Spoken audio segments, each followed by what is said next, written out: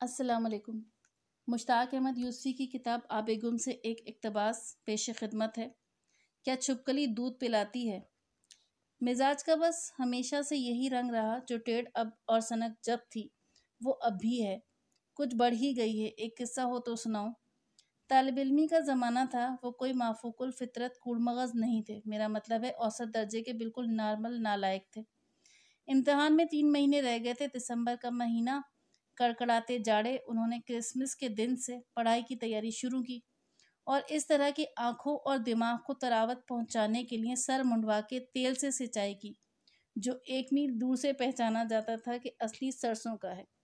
پہلی ہی رات نزلہ ان کے عضو ضعیف یعنی سر پر گرا تو دوسرے دن چمکتے ہرے رنگ کا اونی ٹوپا سلوایا، جسے پہن کر پان کھاتے تو بالکل طوطا لگتے تھے۔ جمعرات کو علی صبح سفید بکری کی کلیجی اور سری خرید کر لائے، سری پکوا کر شام کو فقیروں کو کھلائی۔ اس زمانے میں بے پردگی کے اندیشے سے محلے میں کسی مرد کو چھت پر چڑھنے کی اجازت نہیں تھی۔ اس کے باوجود چھت پر کھڑے ہو کر دیر تک چیل چیل پکارا کیے، پھر ہوا میں اچھال اچھال کے چیلوں کو کلیجی کی بوٹیاں اور خود کو پردہ نشین گھروں کے مردوں کی گالیاں کھلوائیں۔ دوپہر کو باندھ کی چارپائی باہر نکالی اور اونٹتے پانی سے ان کھٹملوں کو، جنہیں برسوں سے اپنا خون پلا پلا کے بڑا کیا تھا، آخری غسل دیا۔ پھر چارپائی گھر کے باہر دھوپ میں الٹی کر کے مرحومین و نیم مرحومین پر ڈھیروں گرم مٹی ڈال دی۔ مچھردانی کے بعد جھاڑو باندھ کے بھڑکے چھتے اور جالے اتارے۔ رات کو مختلف اوقات میں چھت پر ٹارچ سے روشنی ڈال ڈال کر چھپکلیوں کی تعداد اور اعداد شبینہ و شنیعہ کا جائزہ لیا۔ ان میں 3 چھپکلیاں غالباً چھپکلے تھے۔ غالباً کی قید اس لیے لگانی پڑی کہ بقول مرزا پرندوں، چھپکلیوں، مچھلیوں اور اردو الفاظ میں نر مادہ کی تمیز کرنا انسان کے بس کا کام نہیں۔ پرندے، پنکھ، مچھلیاں اور چھپکلیاں تو پھر بھی بشری تقاضوں سے ملغوب ہو کر اپنی اپنی مخالف جنس کو پہچان کر عمل و حمل پیرا ہوتے ہیں، لیکن اردو الفاظ کے کیس میں تو یہ سہولت بھی میسر نہیں۔ ان کی جنس بندی اور تذکیر و تانیث کی شناخت و ادراک صرف قد و مادہ فصاحہ کا حصہ ہے۔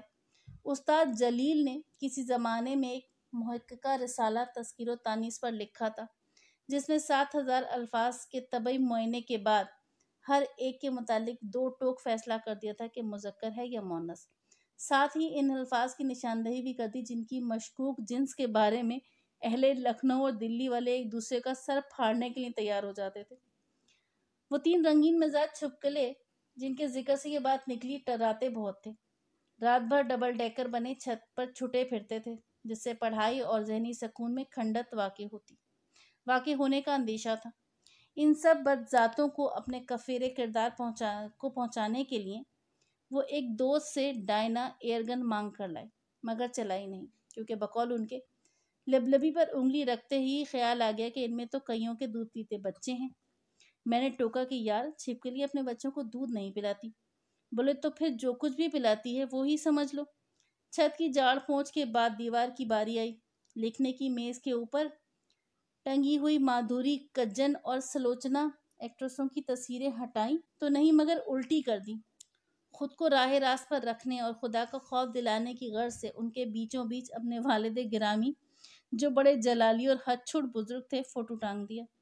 ڈریکولا کی طرح آئینے بھی کپڑوں سے ڈھک دیے، تاکہ چہرے پر امتحان کی وحشت دیکھ کر دہشت زدہ نہ ہو جائیں۔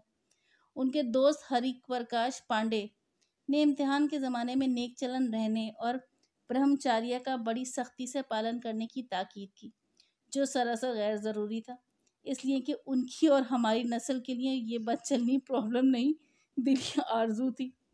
خود کو ٹھنڈا اور شانت رکھنے کا اس نے یہ گر بتایا کہ من میں کوئی ایسی ویسی کامنا خواہش آ جائے تو فوراً اپنے انگوٹھے میں پن چبو لیا کرو، اور جب تک خواہش پوری طرح نکل نہ جائے پھر بدستور چبھوئے رہو۔ مگر ہوا یہ کہ ان کے منہ سے بارہا چیخ نکل گئی، لیکن خواہش نہیں نکلی۔ پہلے ہی دن یہ نوبت آ گئی کہ پن کشن یعنی دونوں انگوٹھوں میں پن چبھونے کی جگہ نہ رہی۔ پاؤں کے انگوٹھے استعمال کرنے پڑے۔ دوسرے دن جب جوتا پہننے کے قابل نہ رہے تو پن چبھونے کے بجائے صرف مسکرا دیتے اور کپڑا ہٹا کر آئینہ دیکھ لیتے۔ شکریہ۔